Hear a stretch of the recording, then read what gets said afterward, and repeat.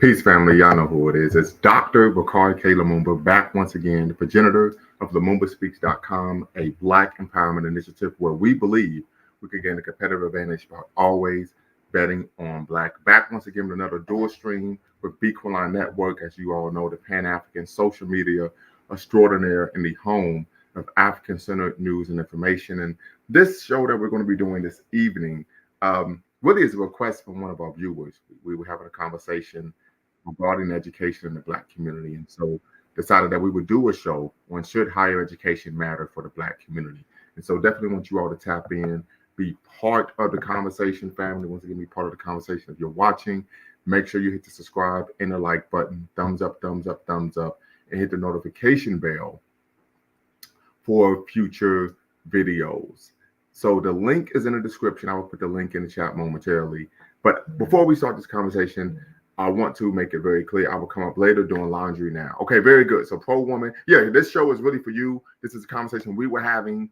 So definitely want to hear your perspective on should higher education matter for the Black community. As I said before in a previous live, I'm kind of pivoted a little bit and we were discussing education. But I want to preface this conversation by really eliciting some of the wisdom of one of our great ancestors, Dr. Amos Wilson, who taught us that the primary goal of education is to ensure the survival of a people, right? And so I think when we think of education, we think of education being in two parts. One, training that one receives, right? You know, in terms of being able to engage in a particular skill set, wherever that may be. And then, of course, there's a social culture aspect of education as well. We know, unfortunately, and you know, there's a long list of scholars who have made this argument. We start, of course, with Dr. Amos Wilson, not Dr. Amos Wilson, I'm sorry, Dr. Carter G. Woodson in his seminal text, Miseducation of the Negro, that from a social culture standpoint, Black people are not taught to have a love, pride in who they are, but oftentimes to engage in a level of self-loathing and racial deference in which we pedestalize other groups of people. In fact, Dr. Carter G. Woodson in his book, Miseducation of the Negro, actually states this rather emphatically on the first page of chapter 1 in the first paragraph, that the issue in terms of Black education is that we're taught to pedestalize and learn about everyone's education, everyone's history and culture, except our own. He says that causes us to have contempt, not only for Africa, but for us ourselves as well, due to the fact that we come, of course, from Africa. So something to be cognizant of. Matter of fact, if I could turn around, I might be able to grab the text and read it verbatim. I don't think I will be able to find that rather quickly. I should have had it ready. So I guess I could just do a Google search and pull it up in PDF. All right. And we bring it up there. And then that, of course, we can preface the conversation and then, of course, get the conversation started. Let's see here. Of course, he wrote this in 1933, family. So if you are unaware, Dr. Carter G. Woodson, who, of course, was the creator of the ASALA, Study for the Association for the Study of African American Life and History.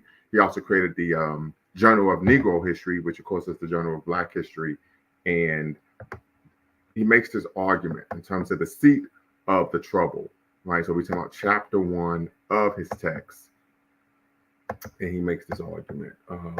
So yes, very well. It says that the educated Negroes have the attitude of contempt toward their own people because in their own as well as in their mixed schools, Negroes are taught to admire the Hebrew, the Greek, the Latin, and the Teuton, and to despise the African. Right? So he sums it up rather emphatically in a very provocative manner in the first sentence of the first paragraph of chapter 1, that the issue is we're taught to, of course, admire everyone else and despise ourselves and our own history and culture. And he argues that is the seat of the miseducation apparatus that we find not only in the early 20th century, but even here in the 21st century as well. So this is an issue that we can make the argument has been going on for quite some time, that much of the education that Black people have received, particularly in the hands of non-Black people, non-Africans, is rooted in actually miseducating Black people rather than educating them. Once again, as we stated, education in this conversation has a dual, of course, goal. One is training to actually engage in a particular skill, And the other, of course, is social cultural, to teach one have pride in themselves and who they are and their people. So once again, family, I'm going to put the link in the chat.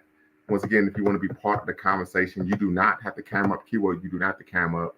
But we want to make sure, once again, that if you are part of the conversation, that you're adhering to the core principles and tenets that we have here at Lumumba Speaks. So I'm going to bring it up very quickly, and then we can get this out the way. So first and foremost, diversity of thought is welcome. Irrespective if you're on the left, you're on the right, or you're right down the middle, diversity of thought is welcome here at Lumumba Speaks and Be Line Network. No racial epithets of any kind, no epithets of any kind. This is a space of Black empowerment.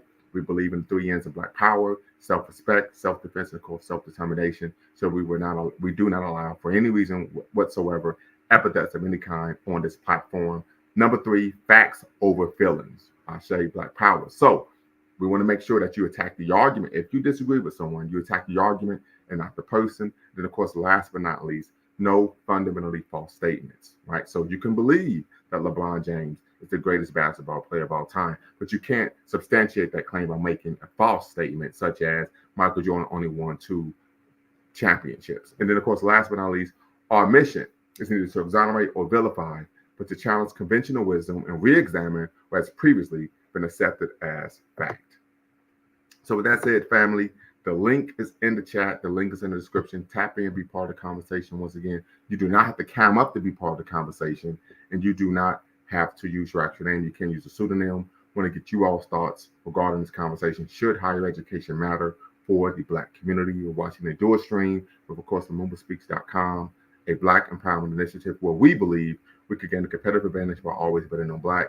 And, of course, Be Line Network, the Pan-African social media extraordinaire, and the home of African-centered news and information.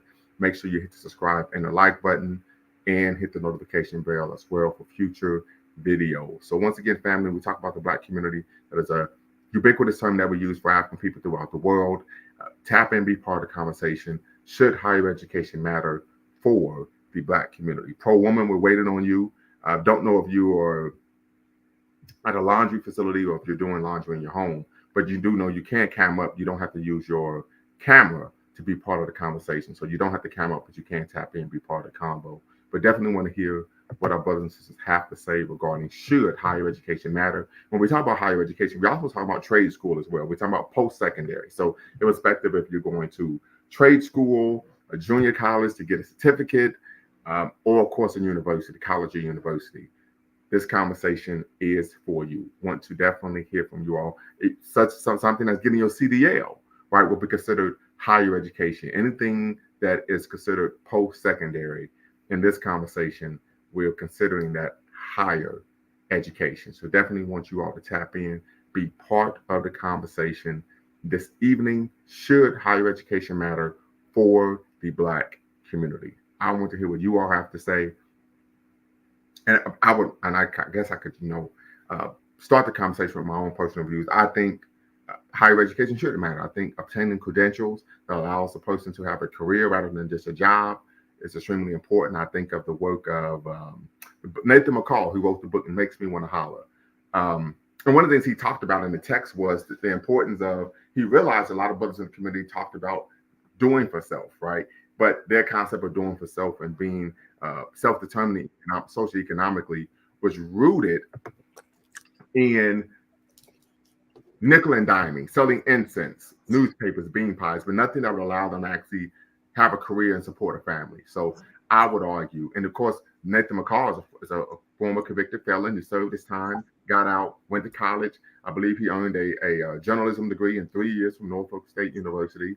Went on to become the beat writer for the local paper, where he was a court reporter in the very same courtroom 5 years later that he was convicted of a crime in. And then he later on wrote for the Atlanta Journal-Constitution. He got a call to the big leagues, wrote for the Washington Post. Now he's professor of Black media studies at Emory University in Atlanta, Georgia. So once again, I would argue that higher education does matter, but once again, not just university. We're talking junior college. We're talking about, of course, even trade school. But in terms of higher education in this conversation, we're talking about, once again, anything that is post-secondary in nature. Snapshot reviews. What's the word? Good evening, Dr. Lumumba. How you doing? I'm doing quite all right. I take it you're in the UK, yes? Yes, I am. Very good. Yeah, great question actually. But I just wanted to ask you, when you say that should higher education matter to the Black community, are you talking about how the community benefits, or you talk about how the individual benefits? Well, we could look with both. Okay. Both. BOAF, both. Right. Okay. So for the community to benefit, I guess it would come down to how is that individual using that education that they've earned Right. as a mechanism or an engine for the wider community to benefit or somehow be elevated. And I'm not sure if just people in general, not just Black people, but just people in general, I'm not sure if they go into education really thinking about it beyond themselves and what they're actually getting or where it might move them to. I think from what I've seen, especially when it comes to university degrees, a lot of people end up getting their degree but never really going into the field that they studied for. They end up doing something that's Correct. wildly different. Yes. So, and I don't know if that's necessarily a systemic thing, or if that is just, or if that's just being in academia and just being focused on what the learning is, but not necessarily taking into account the steps to make a career beyond the learning. Which then comes into the thing, if you're not benefiting as an individual for yourself, how are you then in a position to be able to help other people benefit from it, if you see what I mean? Right. Understood. I mean, is it the same in the States where a lot of people get degrees and they don't end up in the field, working in the field that they studied in? Absolutely. And a lot of that comes down to, so that one, I think this is a multifaceted issue. Like some of that comes down to a lot of people, unfortunately, get the good degree, but they don't have the experience. So it's hard for them to actually gain an entry level position in whatever industry that they're seeking to have a career in. Yeah. One of the other issues is you have to develop, and I argue this in my dissertation, Innocent Plug, right? It's important for undergraduates to develop relationships with institutional agents who are invested in their success, right? Typically, these institutional agents, whether it be faculty or staff, can help you develop the skill set and the experience to where you have a fighting chance once you graduate to have a foray into whatever career field or industry that you want to work in. Right? And that's very interesting because not too far from where I live, there's a school that's been built, which is primarily for people who are in the Sikh community. Well, not primarily, because anyone can go there. Okay. But this is a school that prides itself in having that as a background. So a Sikh boy that might go to that school will see teachers in his own image, will have cultural reinforcement in their own image. And I would imagine if that child was to then leave school at the end of the sixth form and they want to get into some sort of field, there are men in that community that can guide this young man or girl to wherever they need to be, because there are other entities around the school that are either working in those fields or can facilitate that transition. Now, with the Black people in the UK, when we're going to school, we're just going to the mainstream school, mixed in there with any and everybody. But the main difference is there isn't a cultural reinforcement system anymore. Outside of that, we used to have like Saturday schools and stuff that used to teach us about Black history and all that kind of stuff for the cultural nourishment. But the Sikh kids, for example, can go to the Gurdwara and learn about that. Jewish kids can go to the synagogue and get that cultural empowerment. The other stuff that you're learning about as to what can I do, what role do I have to play for my community to get to advance in some sort of way, and see yourself as part of a bigger collective. But unfortunately, that infrastructure doesn't exist where I am. Understood. So are you saying that there are no African-centered schools in the UK that you're aware of? Maybe in London there might be some, but like if I think living in London and living outside of London is two different experiences for Black people in the UK. Even I suppose Birmingham, because it's the second city, it's maybe similar to London, but I think there are just as many black people outside of London as in London. But the different it's just different. Like I say, we used to have Saturday schools where I used to learn about Marcus Garvey and Malcolm X and all that kind of stuff. But the adults in my community just didn't support the local organization that was really trying to do it as much as they could have done.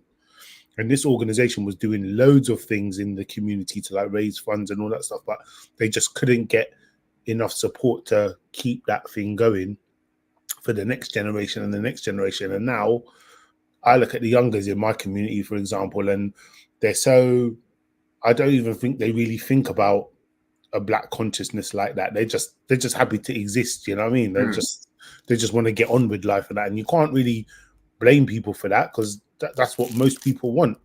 We're the outliers when we're thinking about stuff like Pan-Africanism and things like that. But most people just want to be able to get a good job, settle down, have a family, go on holiday a couple times a year, and just be good. You know what I mean? They're not really thinking about what we might think about. Do you know what I mean? And I don't know that you can expect that from an education system that is not run by your own folks. Do you know what I mean? Like, I can't expect another group of educators from another community to do for us what elders in the community refuse to do for us, Absolutely. Brother Maximus, I see your comment. Hope you could tap in and be part of the conversation. He says, my thoughts are we don't have any real transitions after college to practice group economics. So tap in. Hopefully you could be part of the conversation. Go right ahead. Snapshot reviews. That was pretty much all I had to say. I think that last comment about the economic practices, to practice the group economics, is a key thing, because as we know, without a solid economic platform to stand on, you can talk black all you want. Like, you're going to run out of road eventually if you don't have that behind you, Right. Yeah. Absolutely. I agree 100%. Brother Sandman, what's the word? Hey, what's the word? Yeah, this question is a multifaceted. Yes, sir. And I'm sure you guys were talking about it a little bit, but man, it's so many angles that you can take it from. But I would start with from our indigenous culture. So in European culture, particularly in the European schooling systems, everything is about written text, reading books and things of that nature, and writing down and documenting information so that it could be passed down to the next individual to read whatever stuff that you wrote down. However, you could correct me if I'm wrong, but I believe our ancestors in West Africa communicated most of our learned information uh, through speech. So we learned more through learning You're referring to oral traditions. Yes, early oral traditions. So over centuries and millennia of communicating in that fashion, we develop more of a propensity to be more of a oral tradition racial group, whereas though we didn't write as much stuff down, we just memorized it and passed it down. So maybe over the millennia and the centuries, we developed a ability to memorize certain things based on the way that it was communicated, as opposed to Europeans who might have uh, memorized stuff based on things that are written down in text. So, just naturally, things as human beings, as evolution goes by, and ethnic, cultural practices get passed down from generation to generation. We adapt to certain styles of learning. So, there's not just institutional learning, there's also the learning of life, So if our ancestors were hunter gatherer, not hunter gatherer, or people or farmers, and then the most wealthy person or the the thing that was most valuable for society to our ancestors was farming, so that we could and going to war and hunting. Then if we learned those practices at a master rate, then that would be beneficial for us to know how to farm and how to hunt and how to protect our our communities and our land. However, in today's world where everything is about technology, there's a different form of communication and a different form of education that's necessary to keep up with modern technology. So, you know, when we are talking about education, the universal communication between all groups, because all languages are different. You can speak English, you can speak Spanish, you can speak Swahili, you can speak Yoruba languages, or you can speak some type of Asian language. But the language that seems to be universal worldwide is mathematics, and Okay. I believe that's most important if you're trying to communicate with other people. Because the way that technology is taking over is making it so that you can speak your indigenous language, and a computer can translate it to a different language. So it might not be necessarily uh, the greatest for you to know several different languages, or let's say if you were raised in a society in West Africa where everyone spoke a certain language, and to communicate with Europeans or even Black Americans, then you had to speak English so that we can communicate. Well, it's getting to the point now where technology is making it so that you know that's not as important as it used to be. So yeah, I think that the intention is, the bottom line is, what is your the intention of your society. So say if you're in West Africa, like a country like Nigeria, who it has a growing population, in let's say a city like Lagos, who is trying to build up an economic infrastructure based around, let's say, with the richest businessman in Nigeria, Dangote, is in the oil business, or if he's in the construction business, then it would be beneficial education wise for the citizens of Nigeria to be to have a to be proficient in in those fields, so that you can help build up the economic infrastructure in regards to, like, digging for oil or in construction. you know so you should base your education based around whatever economically viable society that you're building. So I mean, because we're here in the United States as African Americans, or uh, like the other panelists who's over in Europe and the UK, we're basing our education off of being able to um, support ourselves economically in a European society. So we have to assimilate to those foundations, education wise, to be able to sustain ourselves economically in the capitalist society that's driven here in the United States and in Europe. But it all depends on the culture and the society that we want to build.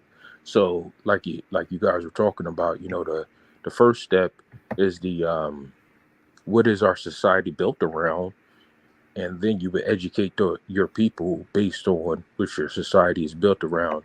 If it's built around farming, do you train your people or your citizens or your people how to farm? If your society is about war, do you train your people to be warriors like Shaka Zulu did? You know, or if your society is about technology, then you teach your citizens engineering and technology.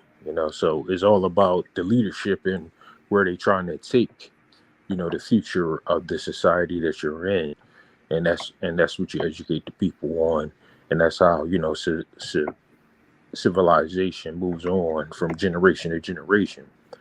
you know but yeah, it's also important that we have a historical context involved in their education as well, so that you can keep the people um, loyal to the civilization that you're building. So you have to have a history of Africans in West Africa doing this and Africans in West Africa doing that.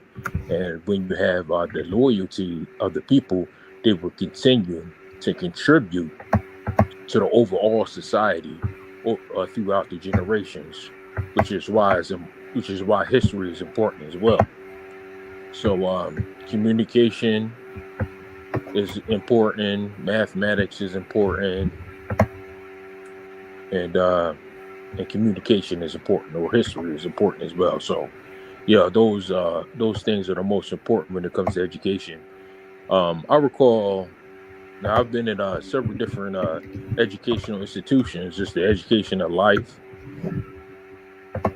that's the institution of education. I went to a predominantly black public school in the inner city of Philadelphia. I also went to a predominantly black private school, or Sister Clara Muhammad, which was a Muslim school in Philadelphia, and I also went to a predominantly white uh, uh, college as well in Connecticut. And those Okay. are, and those were all three different styles of education. Um, Right, un- just very quickly, but the same man. For this conversation, we're centering on post-secondary education. okay, so you're talking about like all of the accolades, like master's degree, Well, just PhDs. post-secondary. So it doesn't. It could be a trade school.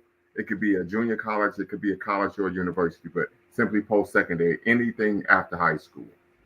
Oh, okay, yeah. Anything after high school, yeah. So yeah, like we were talking about, it's um all about what your economy is all about. So if your economy is about technology, then that's what you need to focus on to build to train the citizens of your nation to be able to work in those industries that's most prevalent in the society that you're running. And unfortunately, because we don't run the majority of the communities or the cities that we live in the United States, we can't really build any found economic foundation based on anything that would be most beneficial to our interests. We can vote certain senators or governors and mayors into office, and predominantly African American communities or cities throughout the United States. But there's still other constituents involved in those cities that are of different races. So yeah, it's because America is such a melting pot. It's hard to like focus in on any particular race when it comes to education, to build that infrastructure. So you take your So what do you mean by that? It's hard to focus on any particular race because it happens all the time in America. yeah, it happens all the time for white folks. So all right, so take for instance, right, white people, they run the construction businesses. Like 90% of all construction in the United States is run by Europeans, right? So, of course, if you have a history, if your family has a history of being in the construction business, then you can, pass that down to your offspring and have them, move into running those businesses, same way that Donald Trump is passing down his businesses to his offspring. And then But you is that have like, white people are running the police, law enforcement, or 90% of all law enforcement is white people. Then you pass that down to your offspring. Then the next police chief is a white man, and then white people are, or you can say Asian people are running the technology industry in California, and then that get passed down, and that get But we passed do down. know we have a lot What of what do we run? we have a lot of non-black people who are in positions, particularly in terms of running the police of a city, so on and so forth. But I get the point you're making, that there are certain racial groups who you can make the argument have a stranglehold on a particular industry. Right. Yeah. What industry do we run? But I don't think that is indicative of education rather than power. But it kind of is, though, because the education is only worth what it's worth as long as you can apply it. So if you can't apply it, it's kind of pointless, isn't it? Like it serves no use. So let me explain, right? The reason why I'm saying this is because I've been able to be in proximity with individuals who are beneficiaries of what Brother Sandman just talked about. These individuals aren't well educated at all. It's an issue of power that they're able to monopolize particular industries. So you're talking about nepotism. So because right. I mean, and if we can extrapolate very quickly, but I want to make sure we focus on, should higher education matter for the Black community? A great example of that would be LeBron James' son. LeBron James' son is nowhere near an NBA player. His son probably, to be quite honest with you, is an average player on a mid-major basketball team in college. Okay. Right. So that's not an issue of ability. It's an issue of LeBron James has the power and the cachet to force the team that he plays for to draft his son, even so though his son isn't anywhere close to being an NBA player. Sure. But would you say that is a Black power move or a Black business or anything? I wouldn't. I'd just say that's a dad who's got... Right, I would agree. It's just nepotism. Yeah, it's just nepotism. But in terms of the question for today's show, should higher education matter for the Black community, what inspired you to come up with that for the topic? Yeah, so there's a sister who comes on rather regularly, pro woman, and so this is a conversation she wanted to have, right? And her position was that scholars, particularly we're talking about, the academy, aren't as beneficial as hood scholars or street scholars. And so we were having that debate. I pushed back against that because many of the so-called street academics, their scholarship and even their methodological approach is lacking, and they typically are making claims that they can't substantiate. They haven't actually done a deep dive into the extant literature on a particular subject matter that they're talking about. But to a lay person, it comes off as if this person is well-schooled, well-read, and well-versed in the issues. Well, the advantage that the street scholar has over the academic scholar is the fact that, one, they're accessible. That is very true. Yeah, a lot of academic scholars are off in their ivory tower somewhere. Correct. That the average person who might need to engage with them is not going to get access to. Right. So that puts a street guy at an advantage. Another thing that puts a street guy at an advantage is oftentimes what they teach or what they can show can be practically applicable quite quickly to certain things. Could you provide an example? Like, I don't know, let's say a street scholar that's not necessarily someone who's teaching education, but say someone who's a street hustler, for example, someone who dabbles in criminality or whatever. Well, very quickly, and I don't want to cut you off. Do you mind if I abbreviate for S and say SSR? What does that mean? Just snapshot reviews. Oh, yeah, sure. But let's not conflate someone who's a hustler engaging in illegal activity with someone who's a scholar. Those are two completely different things. Sure. Okay, yeah, sure. But if we're talking about education, beyond school or outside of school, post-secondary. We're talking about post-secondary. Post-secondary. Right, and we're talking about, and I opened up with this in terms of this conversation. We see education, particularly having a dual approach, right? One is bilateral, some would say.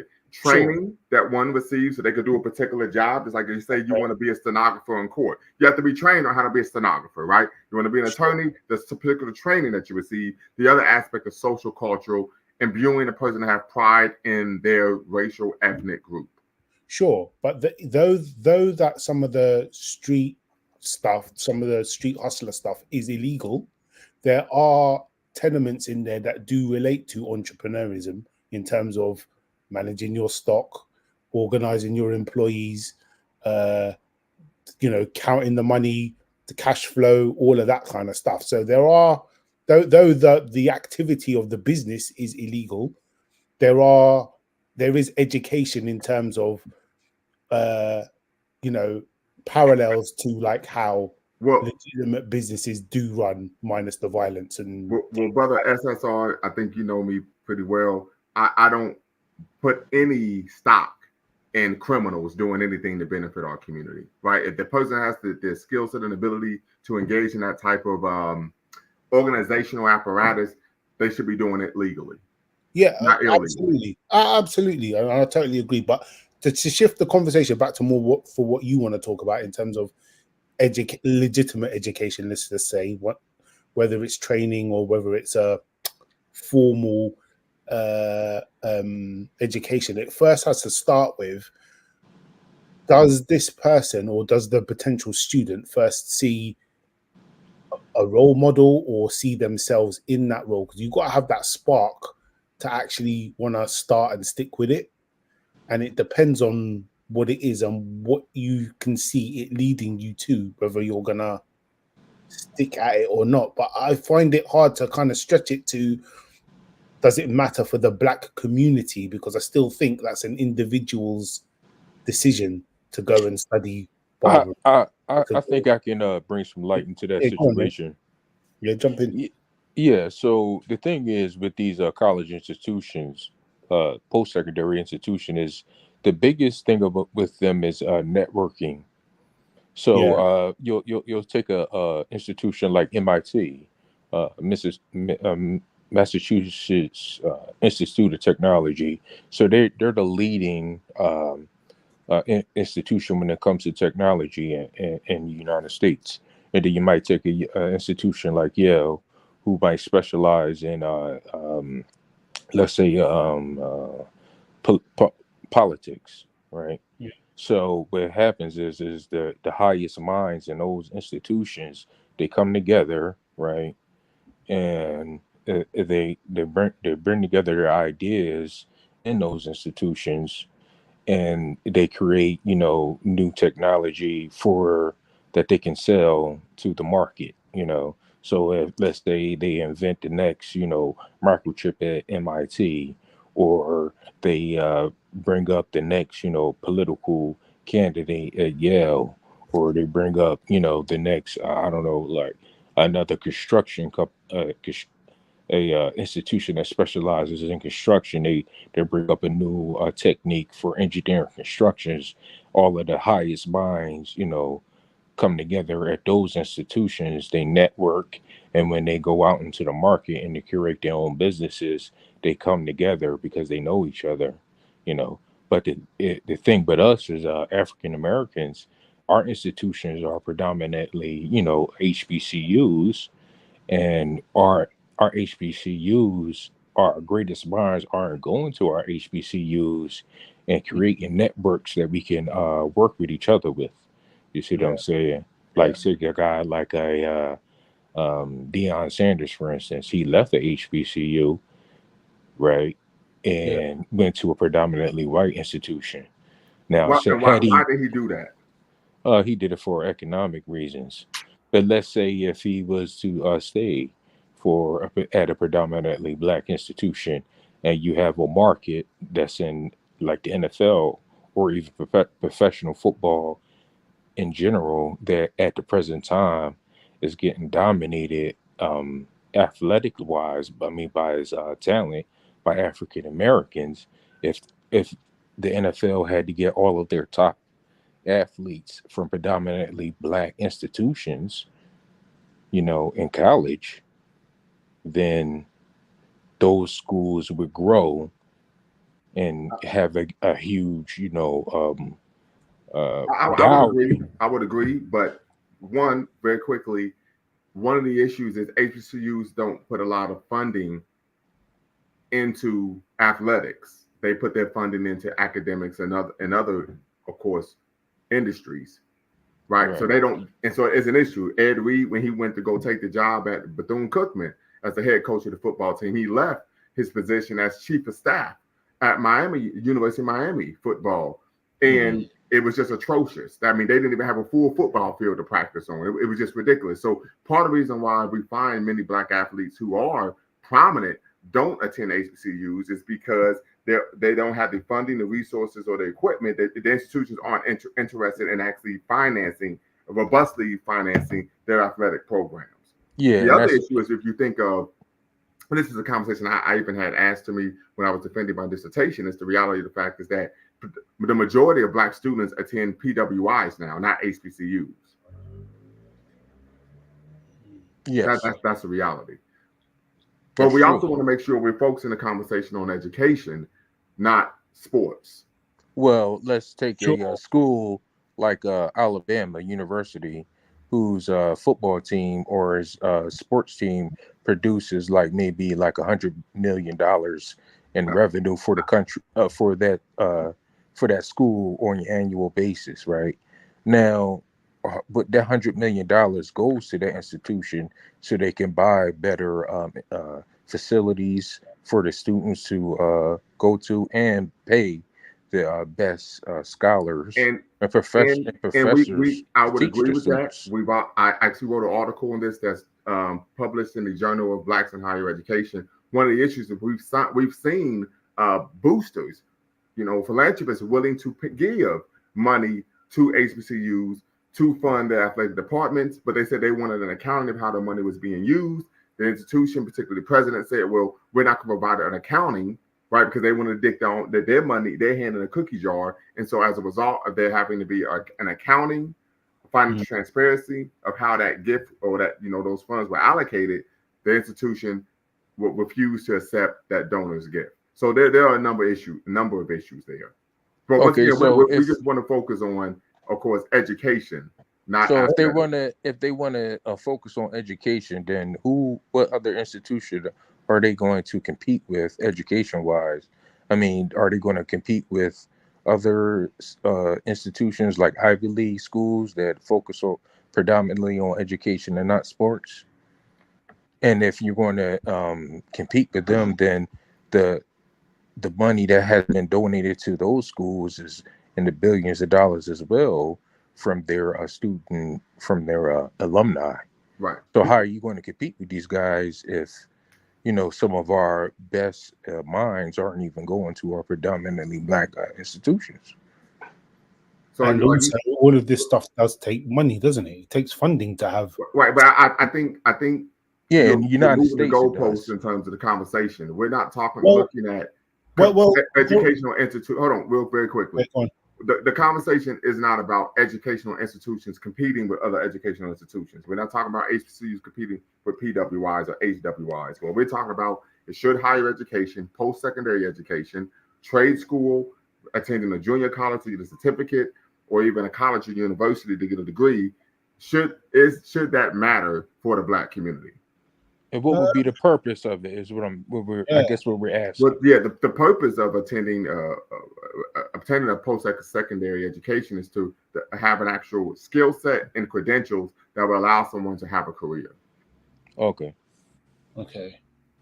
I think it should matter because, there is still a lot of evidence to suggest that if you are educated to a certain level, you have better prospects for yourself, but not only yourself, your children in the next generation are more likely to obtain a higher level of education because you have done. And I think from that standpoint, it should matter. But also there are factors around what forms or what concludes the final decision whether someone decides to pursue this higher education. And one of those barriers is the financial cost, because here going to university used to be free. Mm-hmm. Then when the government changed, it turned to $1,000 a year. People were complaining about that. Then it went to $3,000 a year, and now it's $10,000 a year. And people are thinking, right, it's going to take me 3 years to study this course. I'm going to come out with 30 grand worth of debt. And the first job that I get is only going to get me 21 grand a year. And I've got to pay this loan back. Mm-hmm. So I can Yeah, understand. and that's a big issue. Yeah. And so Yeah. part of it is, Go on. is making sure that young person or older person, when you sit down with that individual and you talk about going to college or going to a trade school, etc., making sure that you do what? You have a plan. Okay, if you're going to pursue this degree, the degree, what is the economic benefit, right? So don't take out an $80,000 loan if you're going to go to school to be a social worker. Yeah, it's right. True. So for example, I have a friend of mine. He's a medical doctor. When he finished medical school, he had about $300,000 in student loans. Wow. Right, but because his medical specialty was internal medicine, he paid it off in 1 year. Wow. But is he going to be the norm though? Because as we discussed earlier, a lot of people get these degrees and then end up not working. Right, but that's a big deal as well. So a lot of times, what will happen is a person will pursue in my undergraduate institution, Wright State University, there was a degree, was a bachelor's degree in organizational leadership. Most people knew that was a degree that people would pursue if maybe they flunked out of their actual degree program, right? Let me get a degree in organizational leadership, say I got a bachelor's. What would happen is that is an actual academic discipline, right? So people would get the degree and then they would leave and wouldn't actually be able to get a job. There was another situation when I was in grad school, when I was getting my master's, where a guy took issue with the fact that Ohio University, you could basically create your own degree to where you could just take enough credit hours to where you had the equivalent of a bachelor's degree, right? So that's what he did. Just took a bunch of classes, had enough credit hours, and he graduated. Then when he graduated, he couldn't get a job. They're like, well, you don't have a degree in any particular field of study. So some of that is, you need to have people who, once again, I talked about cultivating relationships with institutional agents that are invested in your success and say, hey, hold on. If this is your end game, this is how you need to go about accomplishing that.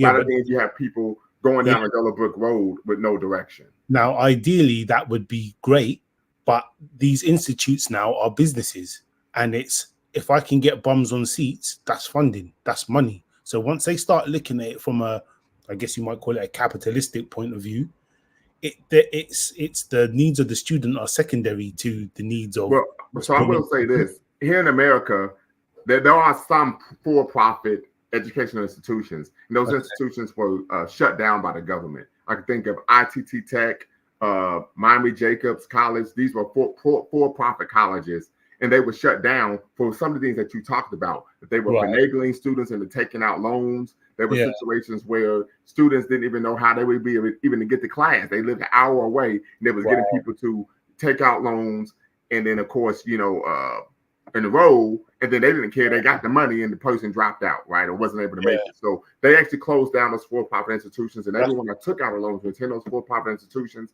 those loans were forgiven by the government. Oh, that's good then. Yes, absolutely. So you're really onto something there. But and this is something that's supposed to take place, particularly with your academic advisor, and even most colleges now, they even have offices of career services. Now, but I would say this when we talk about post-secondary, that's even trade school. So I have an uncle who several years ago, he took out a loan and went to school to get his CDLs. Right, he's doing very well. He owns about 15 homes now, while he makes about $250,000 a year. And part of the CDL program that he was in, or the CDL school, was that they guaranteed you employment after you graduated. Part of the niche of that program was, when you're here, we're going to have you interviewing with potential companies by the time you graduate, so that when you walk out the door, you're walking into a job. Has there been any studies done for trade schools versus going to academic universities, and what the impact or the results are for the student? I know there have been some, but I'm just not familiar with that. I just wonder what that results would be like, because if that's a program that gets you talking to employers, because that's often a hard thing for a lot of fresh out of university graduates to get to that point and stuff. That that's where they want to end up. But the last thing I'll say is there is also a lot of courses in these higher education institutes that just got no business being degrees. Like there's science, like obviously sciences, medicine, law. I can understand the reason for that. Mm-hmm. When you're telling me certain forms of art and things like that, I'm not convinced that necessarily needs to be a degree, but students will spend the same amount of money as if they were studying some of those science or some of those medical degrees. I think there's a lot of work to be done around people being able to properly vet what a course is going to do for them, what the career path is, and all of that, not just looking at the institute and the course, but how you're going to apply it. But I'll speak. And the only pushback I have with it is some white supremacists in the United States, particularly, believe that if it wasn't for white people, a place like the United States of America wouldn't be civilized. So let's take for instance, and of course, I know we don't play what if games on the doctor's show, but let's say if there was no white people in the United States anymore, then who's going to be the one of us if it was just us black people here that's going to take over those industries, take over those institutions that run our electricity, run our construction, run our water treatment plants, run our gas and oil infrastructures. So that's why it's imperative that African Americans develop, particularly African Americans in this country, if we want to be able to um, uh, develop institutions or develop economic systems for ourselves, that we work together as opposed to just getting degrees so that we could get a career and build up another race's company. And that's what alumni are supposed to do, right? You're supposed to have some sort of network or something when you finish a degree course that Right. you tap into, or you keep in touch with certain people from, I think you guys call them sororities over there. I don't know what we have over here, but I don't know that they, apart from a reunion every couple of years, I don't know that they get together to do any strategic planning or anything beyond that. But you're supposed to be able to get a job if you turn up wearing a certain tie and someone recognizes, okay, that guy was from my sorority at that college. Let me try and help this guy. Yeah. Most people argue that part of the fraternity and sorority concept and ideas that you create a brotherhood or sisterhood that's lifelong, but also that it's used as a networking apparatus to help people gain employment after they've successfully matriculated through a said institution. But does that work in reality? Well, I don't know. I'm not a member of a fraternity or sorority. Okay. Yeah, it appears to me that most of the networking when it comes to these post secondary school education comes in political arenas like Jesse Jackson or the other guy Al Sharpton, and all of these guys who have networks from their institutions, and then they take it to into politics or So, into a very law. quickly, what institutions are Jesse Jackson and Al Sharpton connected to? I'm not sure. Is Al Sharpton, what school did Al Sharpton go to? Do you know? I'm not familiar if he even went to college. Oh, okay, yeah, because it just seems as though like all of the black professionals that are in politics, they all seem to work together. They got the Black Caucus, and that seems to be a network where they're working on, equality for African Americans in the United States, and that seems to be a field that a lot of networking goes on between Black people from these institutions. Because even though Al Sharpton might not have a degree, I'm pretty sure that all of the Black politicians in government have post-secondary degrees, whether it be masters or PhDs. Mm-hmm. Yeah, Obama had a doctorate degree from a law school. I think it was He didn't Harvard or have a Yale. doctor. He had a JD from He had a JD, I think, from Columbia. Okay, yeah. JD. What does JD stand for? Juris Doctorate. Oh, that's a jural doctorate. Okay, Juris that's Doctorate. Yeah, different. so that's a terminal degree for someone who has their law has a law degree. Okay. What's your perspective on the question, Lumumba? Do you think it should matter to the Black community, higher education? Absolutely. And we definitely want to get LMA in here. He's been waiting patiently. Absolutely. I opened up talking about Nathan McCall. If you haven't had a chance, please go out and get his book, Makes Me Want to Holler. He talked about, he was a former miscreant. He went to prison, I believe, if I remember correctly, for armed robbery. Served his time, got out, became a Muslim while he was incarcerated, got out, linked with brothers in the mosque. I would presume some of these brothers were Orthodox Muslims, some were members of the Nation of Islam.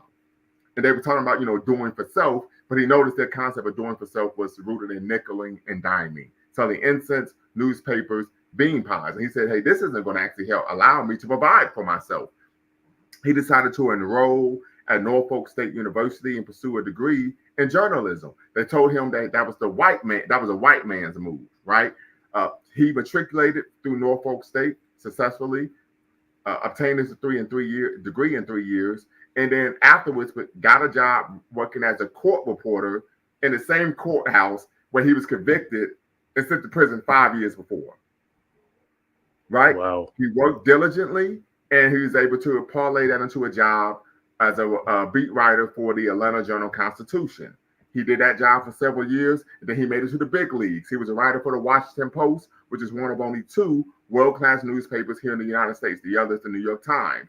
He is now a professor of Black media studies at Emory University, which is one of the top preeminent institutions here in the United States of America. So we see he was able to connect higher education, particularly gaining a degree, right, that taught him a tangible skill, journalism, and look what he's doing now. Sure, but he was first put in a position where he saw the relevance for himself of what he needed to learn to probably help him get out of his position that he was in, if I've understood the story right. Yes, but the focus is the fact that he was able to obtain a degree that taught him a particular skill set that allowed him to have a career where he was able to provide for himself and his family. Yeah. And that's the focus, because part of the work that I do, and Brother Dwayne Omawale, he's of course the resident historian here at Lumumba Speaks and Be Quiet Network, is the part of the goal is to address and improve the material conditions of our people. And the rhetoric doesn't get that done. No, of course not. Right. And so he was able to go to Norfolk State, graduate in 3 years. We know bachelor's degrees typically are four-year programs here in the United States. And he was able to start off as a local beat writer. He talked about in his memoir how he was nervous, thinking that some people, while he's been a court reporter, would have recognized him years before when he was a defendant. Right. He talked about getting over that, right? Having to do the job, developing his skills as a reporter, going to the Atlanta Journal-Constitution, right? One of the preeminent papers in the Southeastern United States, then making it to the big leagues, the Washington Post.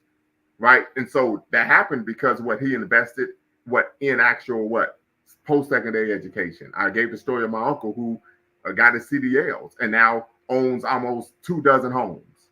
Yeah. Right. So that's what I talk about is post-secondary education. And I removed all the other issues, HBCUs, PWIs, whatever. These credentials can help a person have a career in which they're able to provide for their family.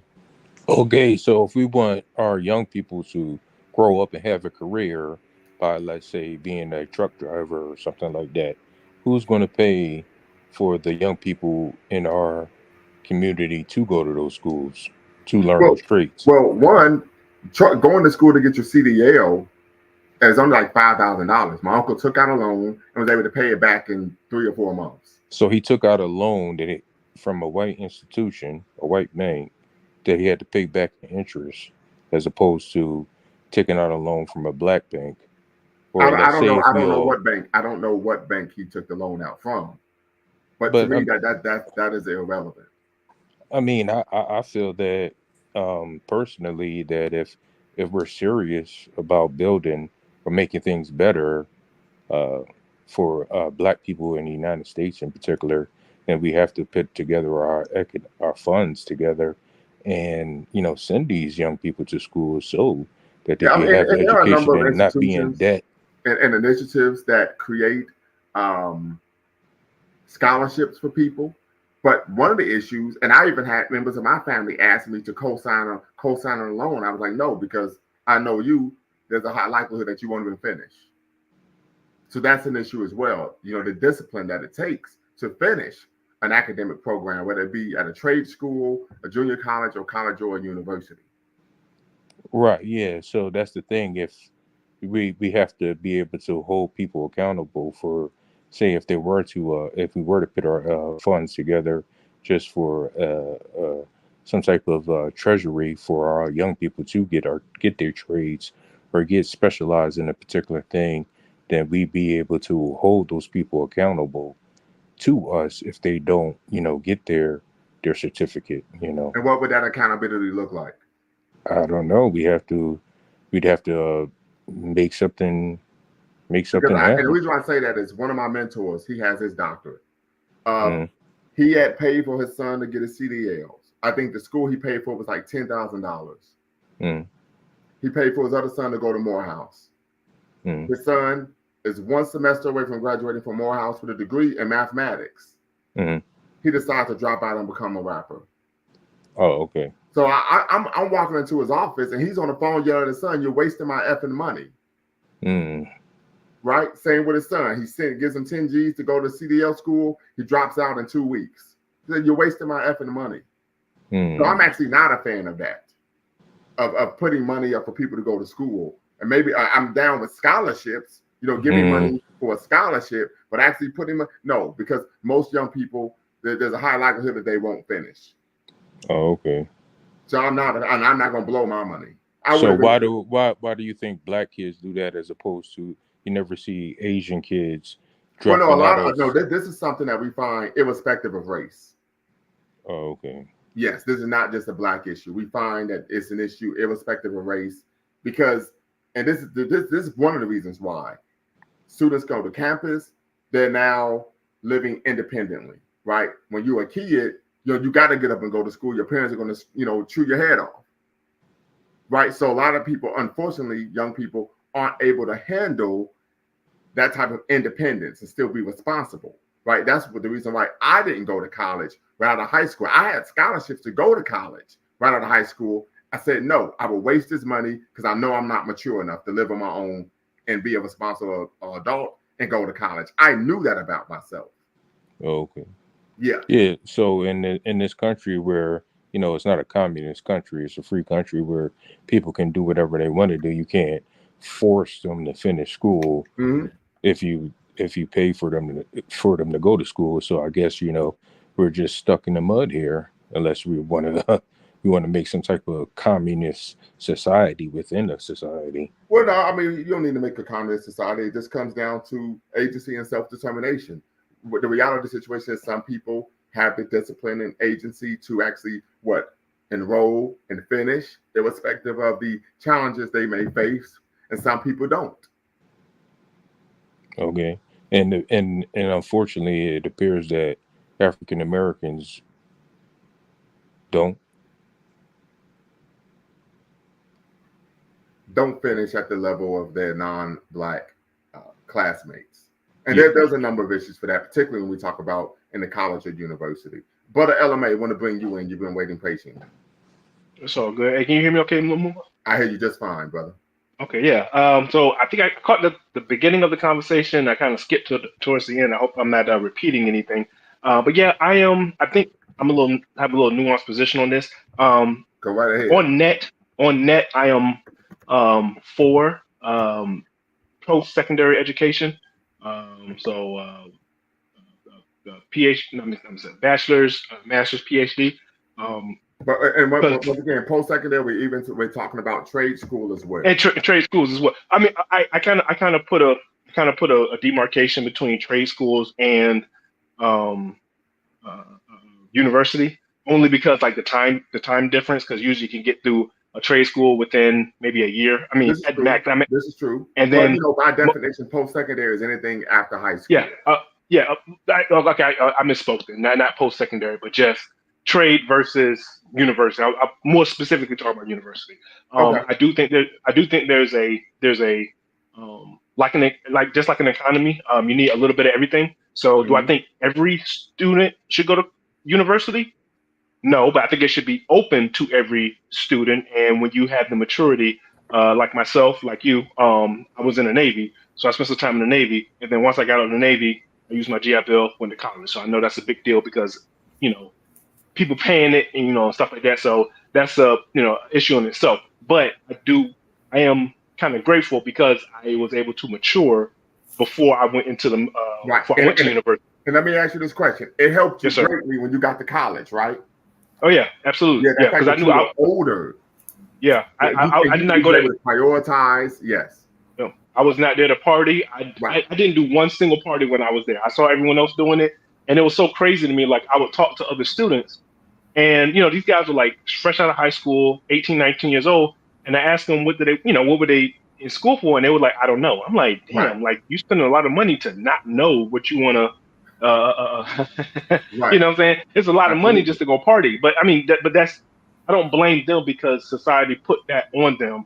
Yes. That to go to college, blah blah blah, and I understand that pressure to go, but there's a right way of doing college, and there's an absolute Yes, there's a sir. wrong Yes, sir. way of doing college. Absolutely. And Would you one mind me quick, asking you what institution just you attended?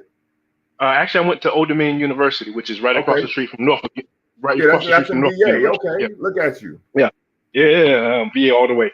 But anyway, and one quick thing. Like I remember, like I would go to class or whatever, and on the quad, every day I would go outside to going from class to get something to eat, going back to class or whatever. There would be this kid out there. Do you know them little what's it called, Zorb suits, like the little one piece suits? They're like multiple colors. Sure. It's like a onesie. It's like a onesie, but it's like all different colors. And I would see the same kid out there with like a little boom box. He'll just be out there dancing. Every time I go out there, he's out there dancing. I'm like, bro, I come out here in the morning, you out here dancing. I come out here in the afternoon, you out here dancing. I come out in the evening, you out here dancing. Bro, what do you do? You know what I'm saying? It's almost like that scene from a Friday when John Witherspoon says, "Every time I'm here, you here." You know? Right. So there's a lot of that. And to Mr. Sandman's point, there's a lot of people from different races go to college and they don't finish. It's just like I said, it's a maturity thing. People not knowing what they want to go for. But like I said, for me, I went for engineering, and I made a lot of dumb decisions in my life, but that by far was the best decision I made.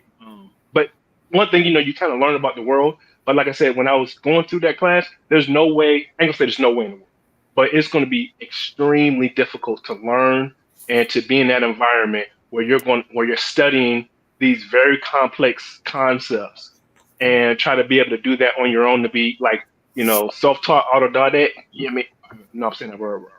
Autodidactic. You said it. But anyway, it's very difficult to get that on your own. You need to have mentors. You need to be in that environment.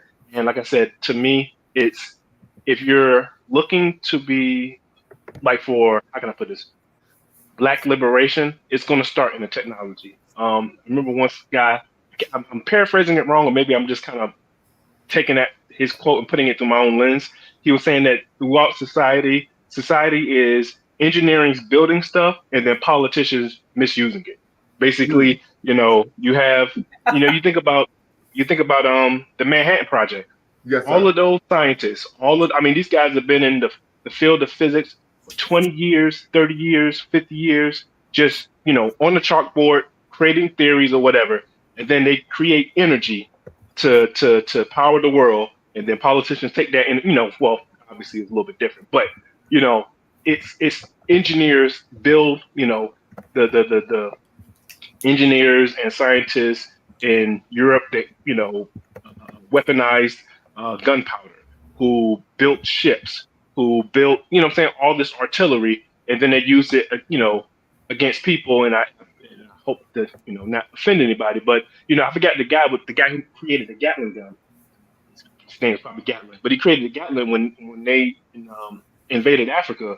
Well, Like I said, the Maxi gun. Maxi gun, yeah. And like I said, I mean, centuries before that, Europe had, tried to, go into, Africa when they just had, so, and they couldn't do it. They were getting washed. As soon as they got that maxi gun, it was game over for the rest of the planet. And it is that, to me, that should say to every African, hey, you need to have some type of engineering, scientific mindset so that you can take this world, and bend it to your own will. One of the craziest things I learned when I was in college, you think about these computers, like the cell phone, the computers, all of these devices that we use that we take for granted is made by a semiconductor chip. And the basis of that semiconductor chip is silicon dioxide, which is nothing more than sand. So these guys were able to take literal sand from a desert, heat it up, because sand is silicon dioxide. So they'll heat it up and they'll strip the oxygen away, and then they have just pure silicon, and then they can do all types of stuff with it. But that is the basis of all computers in the world, and you're not going to get that just by not not going to post-secondary school. I mean, there's just certain things you're just not going to know unless you're in the field. So I will always suggest that if you have the aptitude for it. I'm not saying that every person should go to college, because I've been to college and there are a lot of people who just like to dance, party, not take shit seriously, goof off. That's not the place to do it. But if you have the acumen, to Mr. Sandman's point about supporting students or prospective students who are college, you just got to pick your winning horse. Kind of like what Lumumba said, like if you can see somebody and kind of see it in their eyes that they just don't have it, they're just not mature enough, then I wouldn't suggest you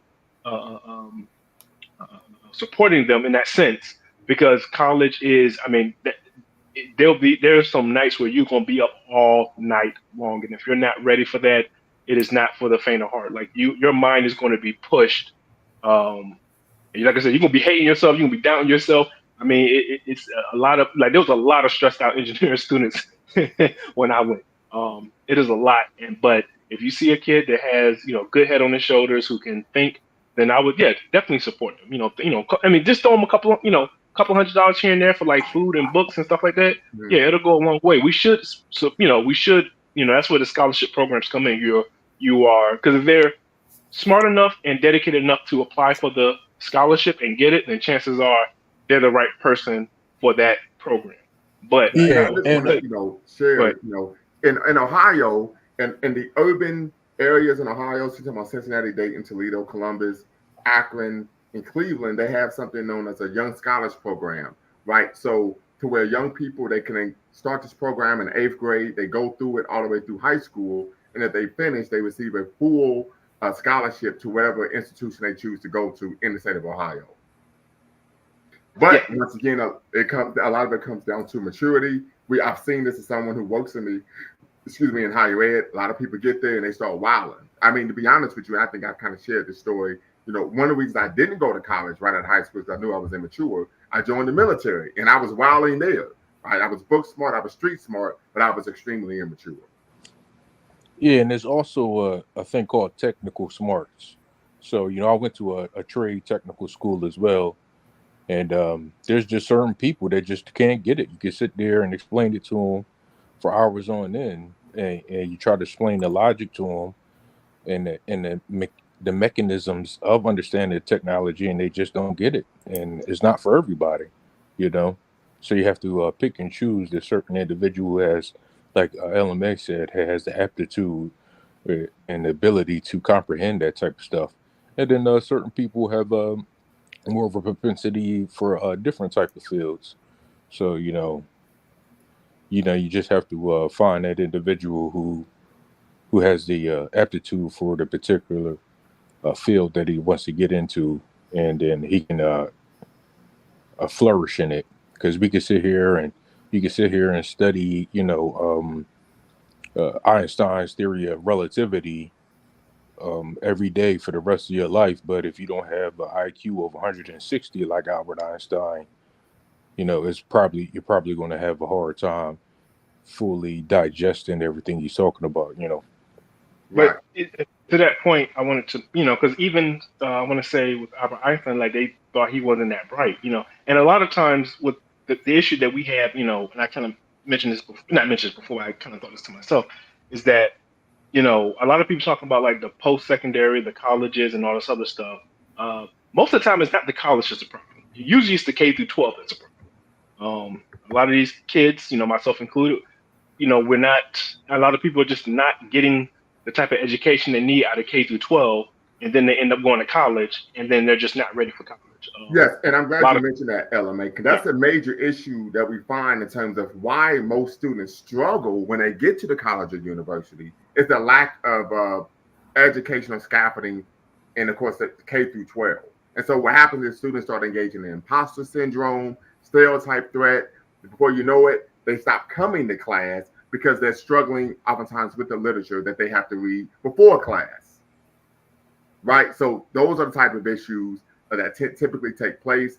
Community colleges are supposed to help students mitigate those issues, right? So that when they develop the skill set that they need, and then when they transition to a four-year institution, they can actually hold their own. But once again, that comes down to that individual student has to be willing to do the work. And that's something that I did when I started off at a community college. I realized I was behind the eight ball, and I'm not ashamed to admit this. I'm gonna give you an example of how far behind the eight ball I was. I didn't know how to send an email with an attachment. And when I realized I was behind the eight ball, I began to thoroughly ingratiate myself with the writing center in the library. Because I realized, I said, I am trash, and there's no way I'm going to actually be able to have a career, work a job, have a career where I'm able to make the type of money that I want to make unless I develop my skills. Yeah. So, I mean, like I said, I think the main thing that we need to focus on as a people is the K through 12 education, like, just developing and raising and rearing well-rounded children. Because, like I said, the most of the stuff you're going to get, like I said, is just the basic out. Because a lot of, even for engineering, and it's so funny because a lot of the concepts are just built upon basic algebra. And like, one of my professors, kind of get on us. He's like, listen, man, this is just basic algebra. You guys are struggling with this. I mean, a lot of it is, it's complex algebra, but it's algebra nonetheless. Right. And so, like I said, it's just a lot of it's just the K through 12. You're right there. Because my big sister, only have one. When she started college, I was still in middle school, and her major was biomedical engineering. So I remember she's at home one day, and I'm like, why are you doing all this math if you're an engineering major? And she said, because that's what engineering is based on. Yeah. So yeah, and like I said, it's to me, it's the K through 12. And like I said, it's just, and you can make a good living with the trades. And my father was a trade. I got a lot of uncles and aunts who were in the trades. You can make some real good money. And, Absolutely. And a lot of times the trades, because a lot of the times the trades are, I would say, kind of variants of the higher learning. So if you think about like an electrician, what's the step up above electrician? Electrical engineer. What's the step up above electrical engineer? Physicist. So, even when I was in college, I almost, I had like, a cousin he was a electronics technician in the Navy, so he knew about the stuff that I was learning. So, because, even when you do engineering, you're going to learn some technical stuff, like some stuff that you will learn like in a trade school. And it's kind of like the same thing. So you kind of, so there was times where I was like asking people who were just regular electricians for like, hey man, can you explain this to me? Because there's a lot of overlap between the technical fields and, like I said, these engineering fields and stuff like that. But that's like, even if like if you're a doctor, you're going for like your medical PhD, there may be, and I want to rank it, but there may be a registered nurse who's worked with it and got like the hands-on skills that can, almost mentor you in those, in those earlier stages of your career to kind of get you up to speed. So I think there's space for everybody, university and tech and vocational. But I just think that we need to, it's the portions, the portions of how we go into these programs is a little off. Sometimes we only need like a handful of, to Mr. Sandman's point, a handful of literary and arts people, and we need more technical people, So I think it's just the proportions of how we go to college and how we, you know, what we choose. And like I said, obviously, pick your passion.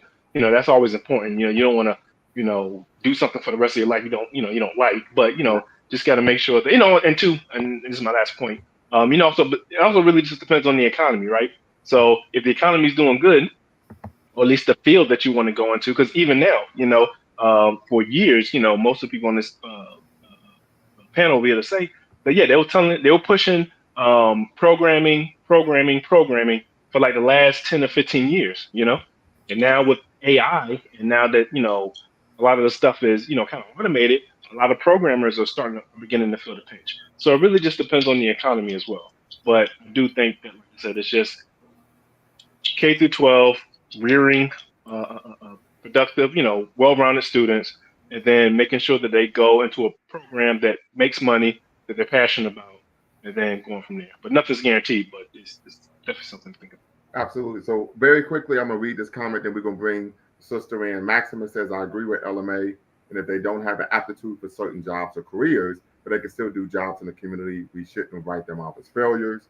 Maximus, hopefully you could tap in and be part of the conversation. The link is in the description, link is in the chat. You're watching the Dual Stream family, Lumumba Speaks, and of course, the Equal Line Network, the Pan-African social media extraordinaire, the home of African-centered news and information, pro-woman, prolific, professional, pro-life. What say you? Progressive. I told you was going to be back. Productive. All that Productive. stuff. I told you was going to be back. Can't stay away. No. I'm here just for this. But then after this, I won't come up, even if I can get through this. And you said that last time, and you was here on my last live when we were talking about Diddy. Oh yeah, but I didn't come up because I didn't want to be disruptive.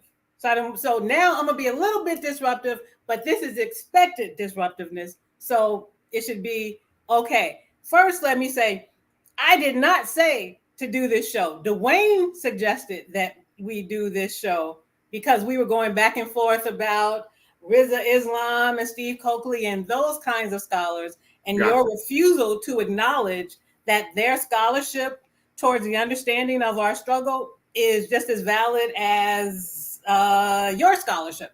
It's not even an issue of my scholarship. I make the argument that they're providing pseudo scholarship in which they're hustling and manipulating people based on the struggle that we face.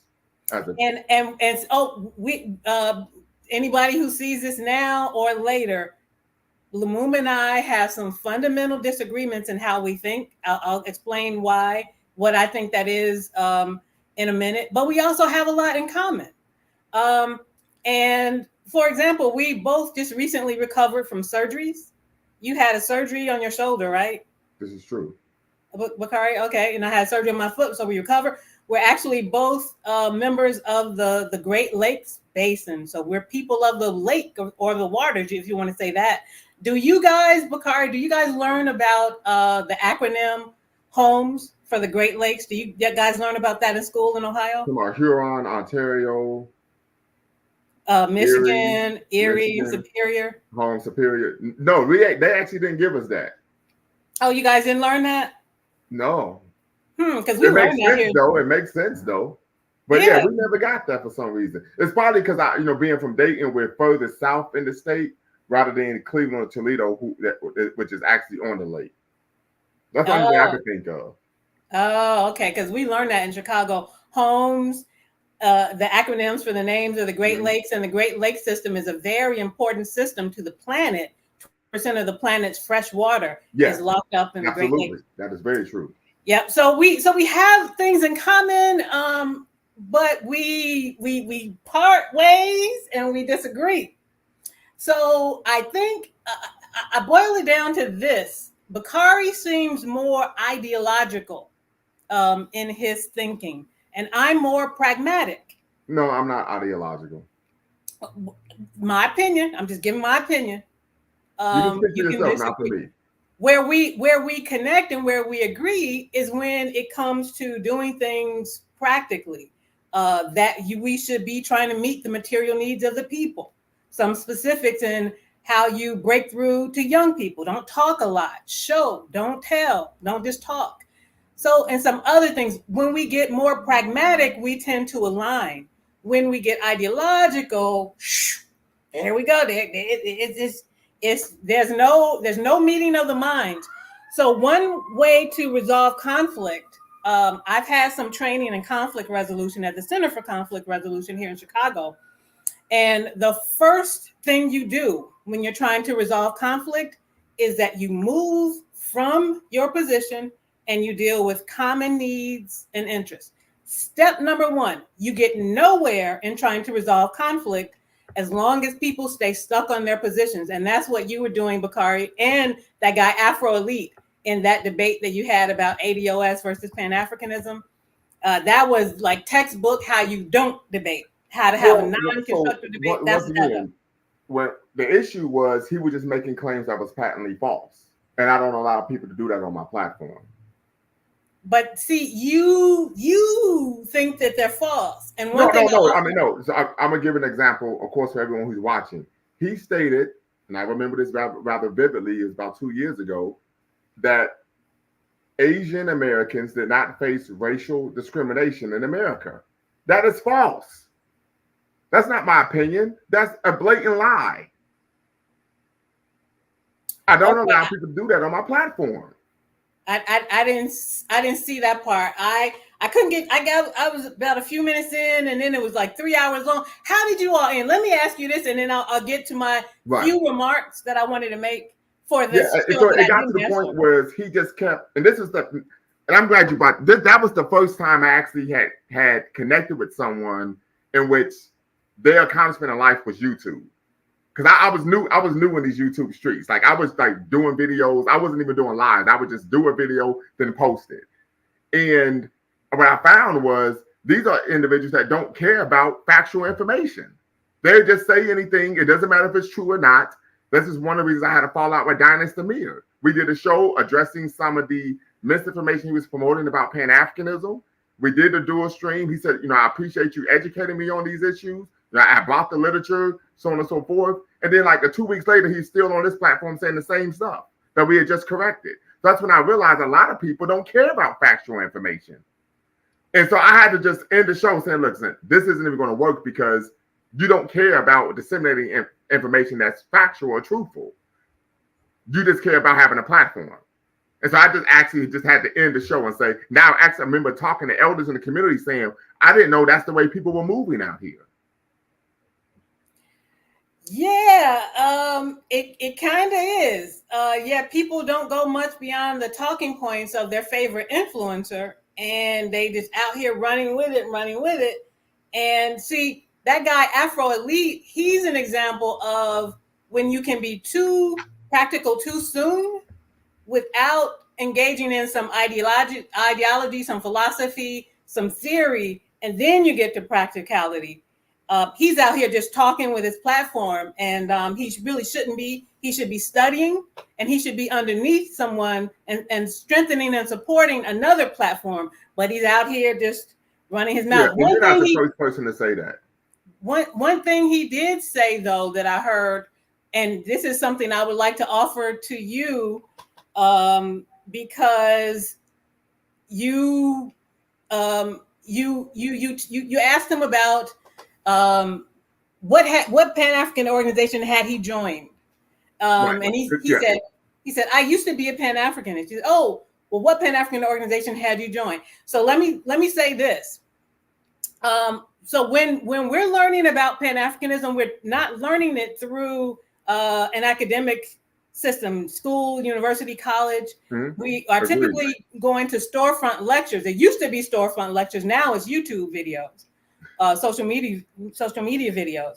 So going forward, if you want to begin to connect and maybe reach some understandings with people who say, I used to be a Pan-Africanist, ask them, what did they do once they became a Pan-Africanist? What did that allow them to see or do, as opposed to joining an organization? Because there really weren't any to join. It just so happens that what I did. Well, there are some, but and I'm glad you brought that up. But the issue was, and I found this with a number of Tariq Nasheed acolytes, to where their critiques of Pan-Africanism have nothing to do with Pan-Africanism.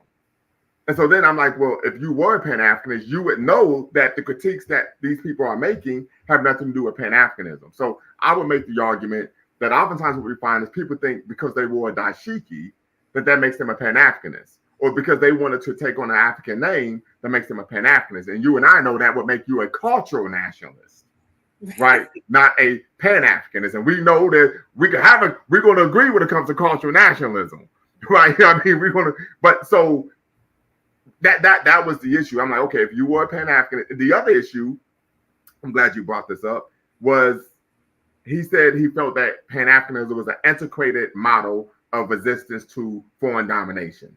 I said, cool. That's cool because I actually wrote my master's thesis making the argument that Pan-Africanism dead. That was the title of my master's thesis. When I asked him what we should use as a form of resistance to foreign domination at home and abroad, he said we should use a concept called B1 or race first. I said, well, that's what Pan-Africanism is. He then said, well, yeah, but calling it B1 is just more efficient. But I said, you just said you disagree with Pan-Africanism. Now you're saying you want to engage in Pan-Africanism just under a different name. That makes no sense whatsoever. And see, now that's an example of when you get caught up in semantics and you guys actually have something that you kind of agree on and some common needs and interests that had it been finessed a different way, you could have gotten to an understanding and maybe an actionable relationship, because you and him actually have a lot in common. He lifts weights too. He's concerned about Black people and our plight. So you guys actually have some things in common. So this deals with education. And I was hoping Bakari didn't say, oh, you're getting off topic, you're throwing me off. But I think differently. I think circularly. It's very easy for me to connect different ideas. And Bakari seems to think more linearly. So he may think that I'm going off on a tangent. But the conversation that we've just had, to me, absolutely speaks to higher education and education, because it talks about how people are going to be learning nowadays. How are people going to be learning about what these problems are, what we need to do about them? And I think there are some ways that we can go about doing things differently so that we can get something done and be productive. Because if anybody is listening to this on the replay, on the chat, and I'm gonna get to my comments because I had a couple of comments I just wanted to make really briefly for the show that I didn't ask for. Dwayne asked for this show. It is that if you are worried and you look around and you see all this bickering and backbiting, people arguing and fighting, and you don't have an ideological home, if you're like me, I think Bakari is going to kind of be out in the cold. I don't know quite where he's going to go because he's not quite with us in the grassroots, and then he's not quite with the. Hold up. Don't speak for me. You don't know what I'm doing and how I'm doing it. In my opinion. No, we're not. In my opinion. Hold up. No, because I do a lot of grassroots work. Don't speak. And hold on. No, this is my platform. You're gonna let me know. I know it's your platform. Yes. Don't speak for me. Don't say this is the way I operate. Nothing. You can speak for yourself.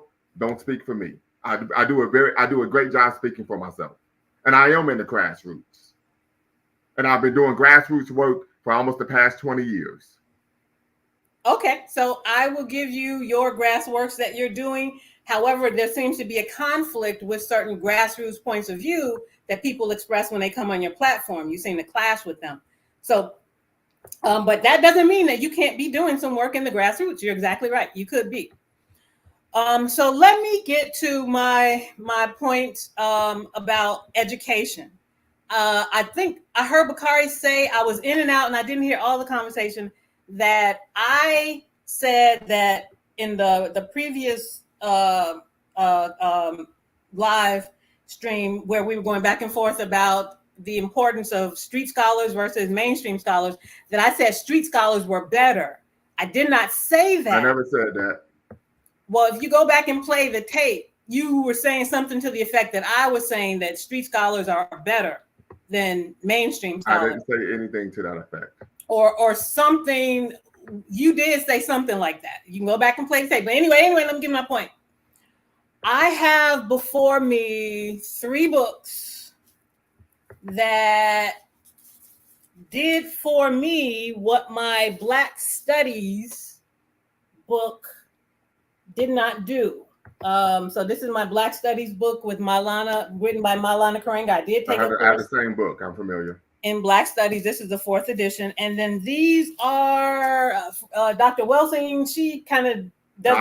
I have the ISIS papers, yes. Yeah, so she can maybe kind of go back and forth, I think, between street and mainstream, because she was considered to be a radical scholar, as Karenga talks about in chapter 11 of my Black Studies book. And it's interesting what I see in my Black Studies book, looking at it now, as opposed to when I had actually taken the course in 2016. So this is the Meduna Tear, written by Shechem Shechem, who's head of the Sarasat Society. Are you familiar with them, Bakari? Yes. Okay. How do you feel about them? I've read the text. Or, I mean, just like the organization, or? Well, I mean, I'm an atheist, so. Oh, okay. Yeah. Okay. Yeah. So, okay. So this book, and I would say this book, Tribalism, Mysticism, Primitivism, and the Rise of Genocide Against the African World, by Batu Shikari, who is a nurse by profession, but he just opened up a storefront and called it the African World Research Institute here in Chicago. These books gave me a Black ethic, an ethos, a credo that I did not get, and I don't think people will get from having taken a Black Studies course. Well, so one, I think you're making a false equivalency, and the reason why is because the Introduction to Black Studies book is an introductory book. It's an introductory book. The books that you've listed there, the Meduna Tear, Dr. Crest, the ISIS papers, the other brothers' book, those books focus on a particular issue, right? And the reason why I'm bringing this up, because I remember when I was an undergrad, I was going to write a paper on Booker T. Washington, and I listed Introduction to Black Studies and a couple other texts, and the professor said, well, these are introductory texts. You need to have literature that focuses particularly on the life and legacy and work of Booker T. Washington. So that in itself would be a false equivalency. I disagree, because you can start to get, and you can start to lay the groundwork for a Black ethic, an ethos, a credo from a textbook. What I got from this was some facts and figures, and those are good to know. But had I not had this kind of education, which is more important in having shaped my Black ethic, my values, my understanding, Afrocentric thinking, talk about thinking African-centered. I think very circular, which I think is African-centered, and Lumumba, in my opinion, seems to be more linear, and I think that's where we clash. So I find great value in these books. These books have been illuminating for me and life-changing. I have not seen or spoken to either of these guys in maybe about 20 years, but here I am as a representation for their teachings. And so, Lumumba, let's see what your students are doing 20 or 30 years from now. Will any of your students be somewhere shouting out your work as having been life-altering and how having totally changed? They already do. You can go to my website. I have testimonials on there. Okay, so let's see what they do. But hold on. Once again, it's not about me, right? It's not about me. This conversation is about should higher education matter for the Black community. And I finished. Oh my God. See, I told you we're going to clash. This is why my last time. So this is my last time coming up here, because I don't want to be disruptive. Well, I had no intention of being disruptive. But here's the issue. You're making it about me. This conversation I isn't was about making me a and the work point that I do. About the importance of and the influence of teachers. Right, and then you mentioned me. Let's see what your students have to say in the next 20 or 30 years. It's not about me. You're a teacher. I don't see what the problem is. Okay, so we're gonna have to just, yeah. This is the issue, and I apologize for that, family. But this continues to happen over and over and over again. I don't know why this continues to take place. The conversation has nothing to do with me and the work that I do, and if students think highly of the work that I do. This is not about me. This conversation is about, should the higher education matter for the Black community? Anyone in LMA, I hope you can turn your mic on. You're familiar with this. When you were studying engineering, there are several branches of engineering: electrical engineering. What are some other branches of engineering? Electrical, mechanical, right. Structural, civil, chemical. Thank you. So when you took an introduction to engineering course, right, you learned just the basis. Yep. Right. But when you took civil engineering and electrical engineering and so on and so forth, you got deep in the weeds and understood the core concepts of that particular discipline. I mean, and to add to that point, when you take introductory, they'll tell you this is not what it is. We're just teaching you.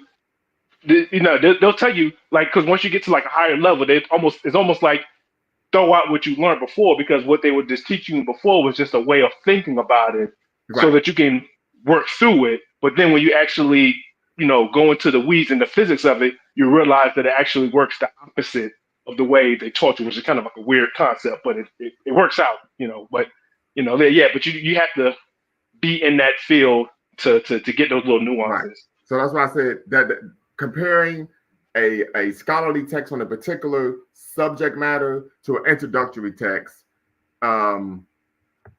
is a disingenuous argument. I wanted to make a point. There was someone in the chat. Can you hear me? There was someone in the chat made a comment. I think it was "Come Out Fighting," talking about like that. I guess a little addendum to what I said about the sand for semiconductors. Okay, I looked it up. Here. Yeah, it is. So I should have said quartz. So sand is like a general term, kind of like if you think about chemistry, we think about table salt. Salt is just like a chemistry term that means like if you have two chemicals, I forget the thing, but it's like if you look at a periodic table, if it's from like column 1 mixed with like column, like the last column, I can't think of what it is. But if you have any two of those elements combined together, it's called a salt. So the table salt that we're used to is sodium. Sodium chloride. That's table salt. But then there's other salts that you can have. So when I said sand, I said it from the desert. That was a misspoke. So I just wanted to shout out to Coming Out Fighting, because he was correct. So understood. Okay, and like I said, I don't know much about engineering, but once again, the conversation is about should higher education matter. I see Dr. Dorothy A. Muhammad says higher education is still very, very relevant in the Black community. Definitely hope you could tap in, be part of the conversation, and give your views, your perspective, of course, on why higher education should matter in the Black community. And by higher education, family, we're talking about post-secondary education, anything beyond high school.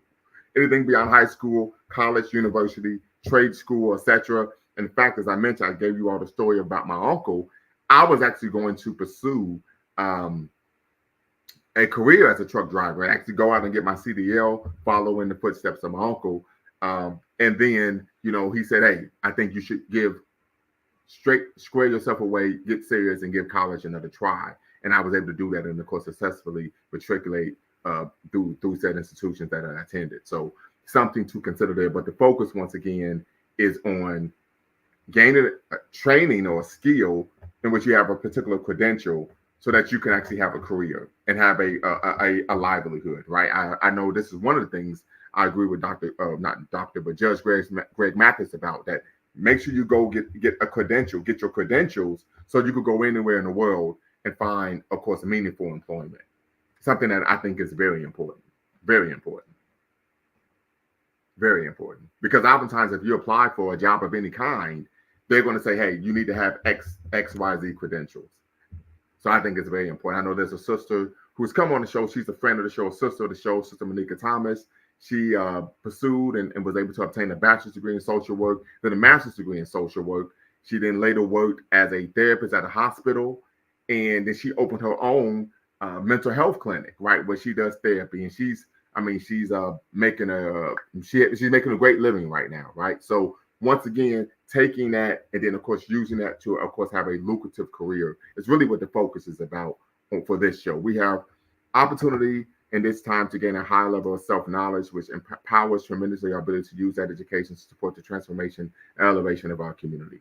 So extremely important, right? That I think we push this and make sure that we are allowing ourselves to have an opportunity to have an actual career rather than just working a job. And that's really what the focus is on why we chose to have this show.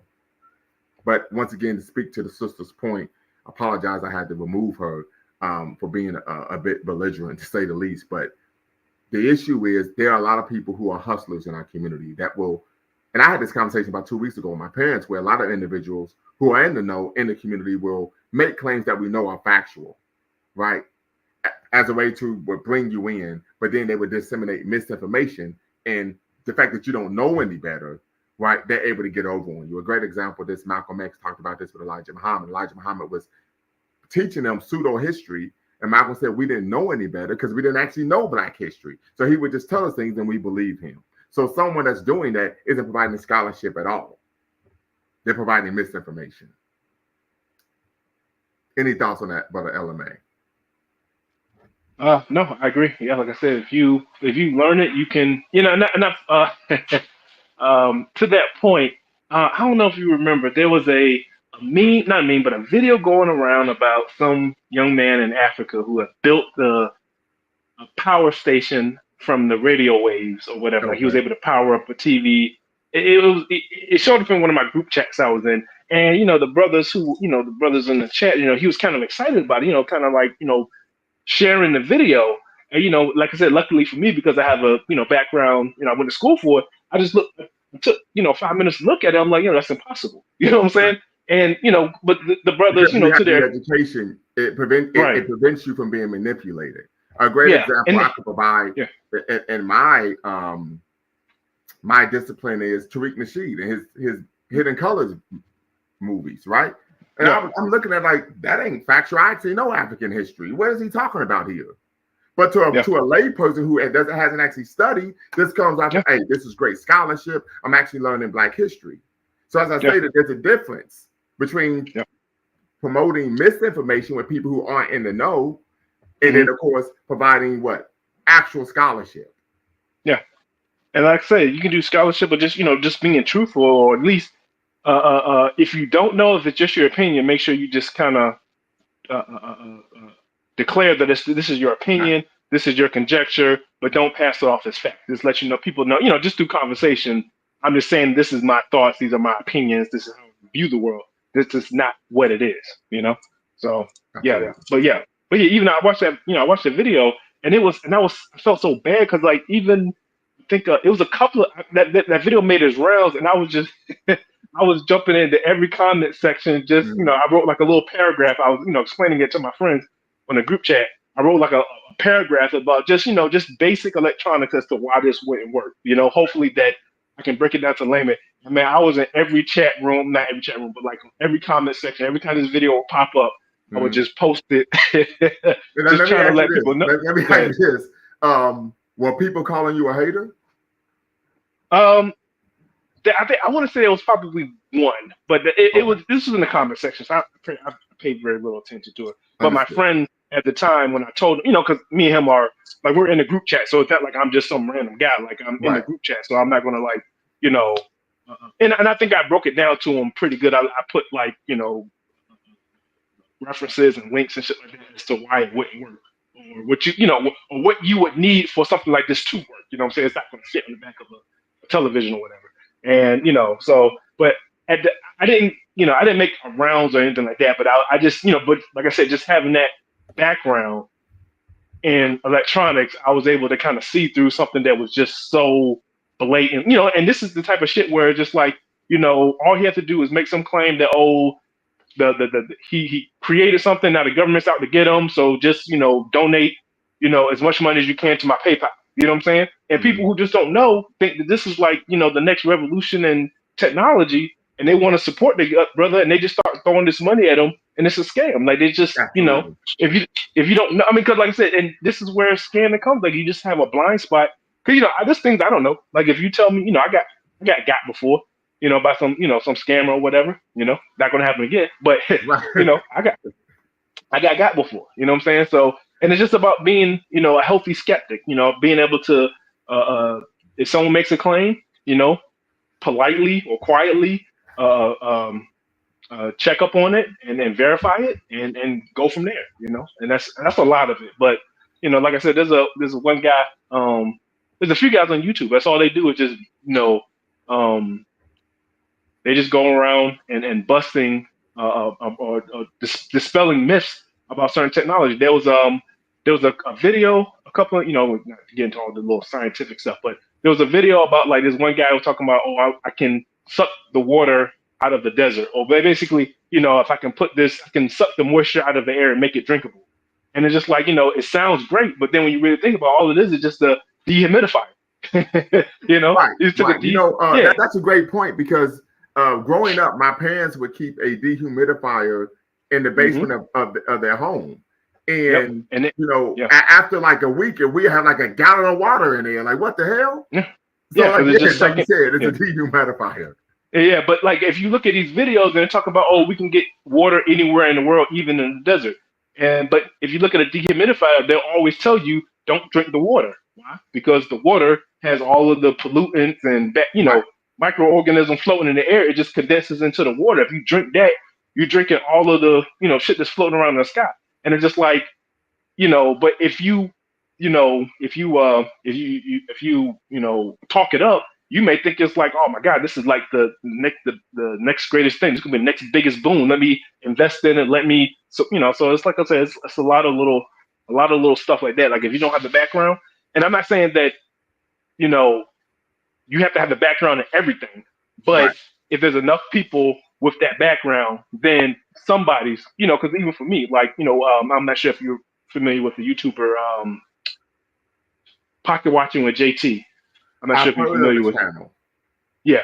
So he does a lot of scammer stuff like that too. So like for me, I'm not really big on finance. You know what I'm saying? If you tell me, if I put $5 in the ground in 20 years, in 5 years it'll be $100. You know what I'm saying? I would be able to tell you the difference. You know what I'm saying? But there's a lot of people who would just get up there on Instagram, get up there on Facebook, and just talk this stuff about, invest in me, I can get you this, this, and this. And people just kind of toss their money at them, not knowing the difference. And come to find out, the dude was selling bank fraud. You know what I'm saying? He's teaching you. I have a good friend of mine who actually works in the financial industry. And we had a conversation where he told me about that guy. He was like, he's actually teaching people how to commit bank fraud. And he was going in just like how you were.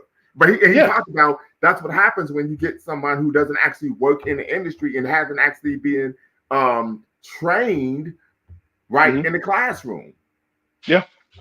And then, like I said, it sucks. But to the point, that's, I guess, it's like the double-edged sword of the internet. You have a lot more scammers, but you also have a lot more people who come out there and dispel the myths or whatever. But like I said, it's just, it's just kind of education. Because like I say, even if you have a cursory, and a lot of times you're not going to have in-depth knowledge. But if you have a cursory knowledge, you can probably, at least be on the path to figuring out what the truth is, rather than just kind of like, taking the bait, hook, line, and sinker. But yeah, it's just a lot of little things like that. And, just being, having people on your team who do have the expertise, and they could, because like I said, I got people who, if I come across something and it looks weird, I can go to them and say like, hey, this look right to you, And I think that's just where education comes in. You have to have the skills, or you have to know somebody who has the skills. And I think that's just, you're not going to, because some of these scams, man, especially when like, with the internet and like, graphics, and editing, man, you can make someone who's a bum look like a daggone genius. Look at, what's his name? Callaway. What's that guy's name? That black guy who was saying like, Harriet Tubman didn't exist. He's in the same vein as, I think it's Dan Calloway. Yeah. Absolutely. Yeah. Yeah, and I never seen any of his videos, but I heard like the criticism of him, and they said like his editing skills are like top notch. And like if you were to look at it, you would literally think that you're probably watching something from National Geographic or the history, you know what I'm saying, something that like prestigious, but it's just a random dude who just, went down that, that conspiracy train, that conspiracy path or whatever, went down the rabbit hole, but it's just a dude in the basement, but his skills are just so good. So I guess it's like the good and bad of it, right? He has the skills, but he's using those skills for evil. So we need people to have the skills that can use them for good. Because yeah, I've heard stories. I never watched any of this stuff. I'm kind of glad I didn't. But yeah, he would just say some wild shit, but he just the editing looks amazing from what I heard. But yeah, we just gotta have those skills. Right. So yeah, that's typically what happens here. It's typically what happens. So, like I said, I take an issue. Ridiculous question. What do you mean, Diane Green? If you can share with us, what do you mean by a ridiculous question? I take issue with that type of so-called street scholarship, because once again, these individuals aren't actually technically trained. To me, it's almost tantamount to a street fighter fighting an actual professional boxer. Right. So yeah. Those are the type of things I focus on. But what happens is if you're dealing, I tell people all the time, because I used to box. I said, if you go, if someone is teaching you how to box, and they don't start off with focused on their footwork, they're not a good trainer. Right. No, I get it, But like I said, a lot of times these guys, one thing I realized too, just kind of being around. Absolutely, go right ahead. Yeah, I forgot. But yeah, like you'll notice that like a lot of these guys who, like I said, they're pseudo intellectuals, they never go around the regular intellectuals. They always hang around like the laymen because they know the laymen can't challenge them, Very true. I'm like, and for I'm like, no, you need to, don't tell me about, like if you think you got like some hidden knowledge or whatever, don't tell me. Go tell the academics and present your case to them. Absolutely, absolutely. And, so, Brother LMA, I appreciate you tapping in. We're going to close out now, but you're welcome to tap in at any time. Until next time, family, you all know what to do. Make sure you always bet on Black. Peace.